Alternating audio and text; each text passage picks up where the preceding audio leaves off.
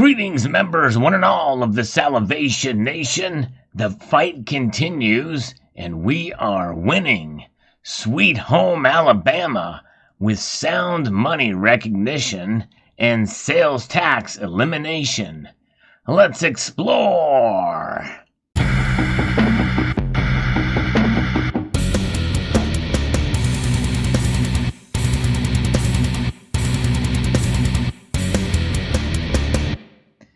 Yes, indeed. Thanks to some strategic lobbying from some bullion dealers around the country, and thanks to also the citizens and the legislatures involved in these states, we're starting to see more and more of the dominoes fall. We'll be referencing a story here about yet another state. You just heard me report on Virginia, and now we're taking the fight to Alabama.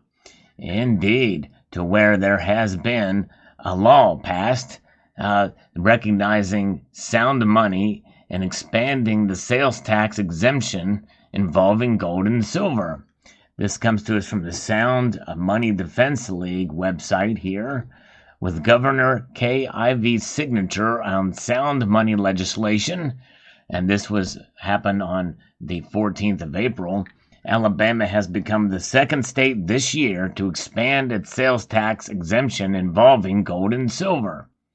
Alabama Senate Bill 13, championed by Senator Tim Melson and Representative Jamie Keel, passed with unanimous support out of the Alabama Senate and passed unanimously through the Alabama House before making it to the governor's desk.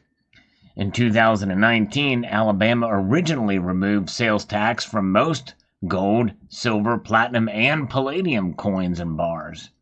This year, SB 13 clarified that the exemption covers all common forms of bullion, removed burdensome reporting requirements, and extended the sales tax exemption until 2028.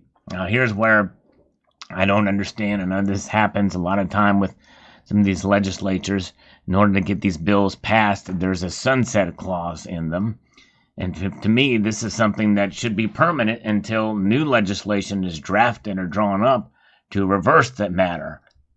So they automatically sunset, which means that this thing, unless renewed, these taxes will come back into play. I don't like that, but that seems to be the case with much of this legislation.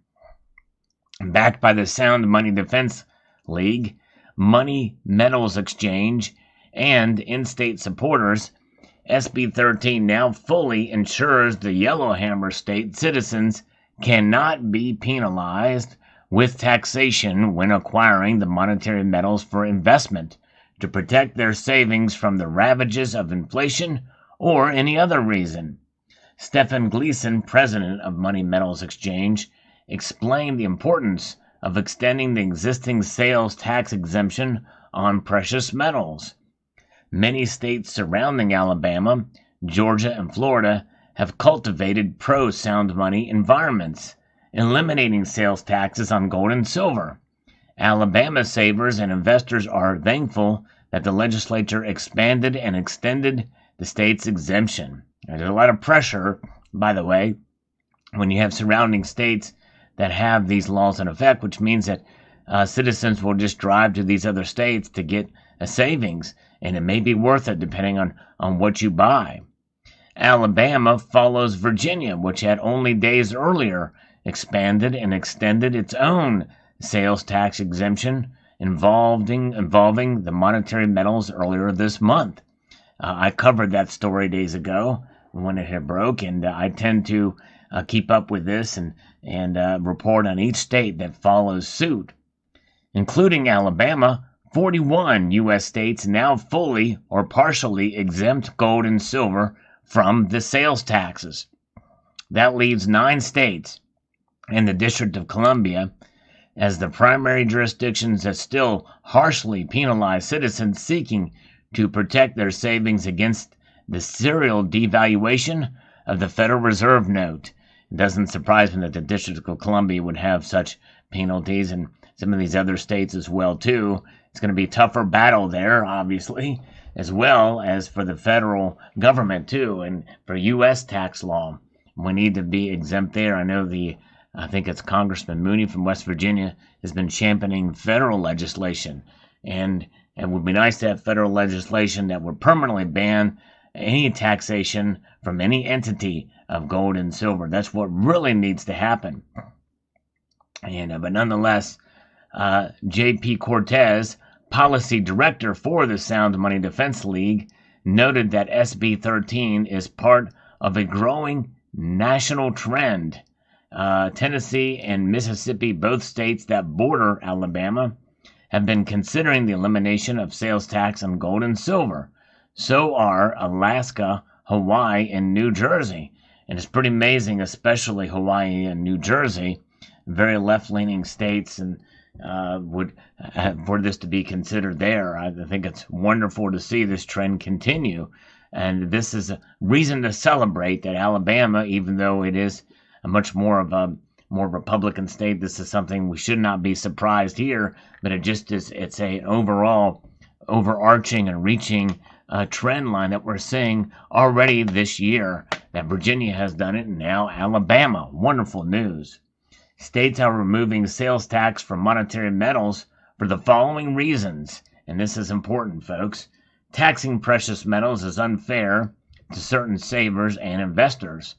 Gold and silver are held as forms of savings and investment. States do not tax the purchase of stocks, bonds, ETFs, currencies, or other financial instruments, so it makes no sense to tax monetary metals. Exactly right. And by the way, it's illogical. In the next bullet point, levying sales taxes on precious metals is illogical because gold and silver are inherently held for resale. Sales taxes are typically levied on final consumer goods, but precious metals are inherently held for resale, not consumption. That's right. Even collectible coins eventually will be passed on and eventually sold. Taxing gold and silver harms in-state businesses.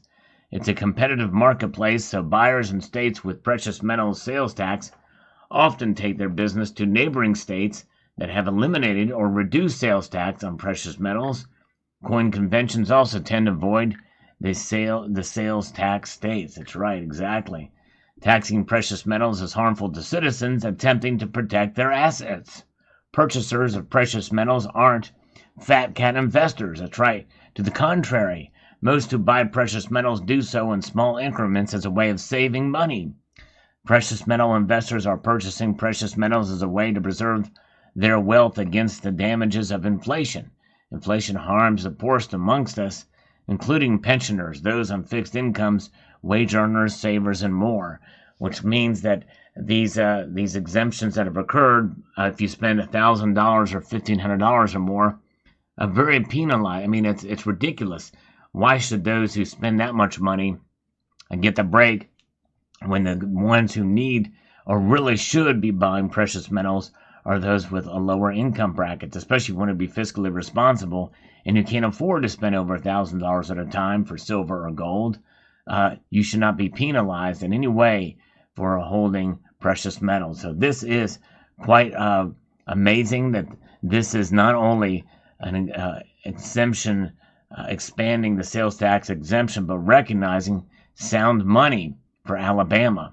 Quite exciting indeed, and wonderful to hear that the Sound Money Defense League is hard at work, as well as others agencies, as I covered in a prior video, in making this happen. There's several agencies that are involved in this now, but pretty amazing indeed to see what's going on here.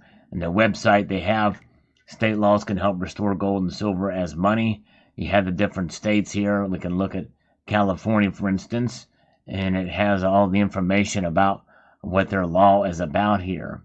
And they started the process of freeing gold and silver from bureaucratic shackles. And California enacted sales tax exemption in 2009 for purchases of $1,500 or more. So it's a step in the right direction, but obviously it punishes those who can't afford to spend that much at one time. Pretty amazing. So this is a good resource here. Sound Money Defense League, soundmoneydefense.org is the place to go. In Colorado, we can see here, started the process of freeing gold and silver from bureaucratic shackles. And so you can read about your state from these, and I'll post a link to in the description below to this article here, or to this website on these states. You can see exactly what is here. Alabama, let's see what they've got here on Alabama. Here that has the update on where things are at up to this point, but this portion has not been updated yet. The showcase there. And my guess is Virginia's probably portion has not been updated yet either here. As the history, oh, here it is. It does say that the sales price exceeds $1,000. And so there that is. Pretty interesting, fascinating, pretty detailed information here. And so I'll post this in the description below. So there you go. Hope you found this insightful. Let me know what your thoughts are below. This is something that I will keep you updated on as I find out what these states are doing. I think it's important, and you should, if your state is still charging sales tax, you should call your state representatives and see about getting that removed. It does not hurt to do that. In fact, it does help. The more and more people that do this, the better off we're going to be. So there you go. Let me know. I'd like to extend a multitude of gratitude to you all for taking the time to watch, and to encourage you to please rate, share, comment, and subscribe.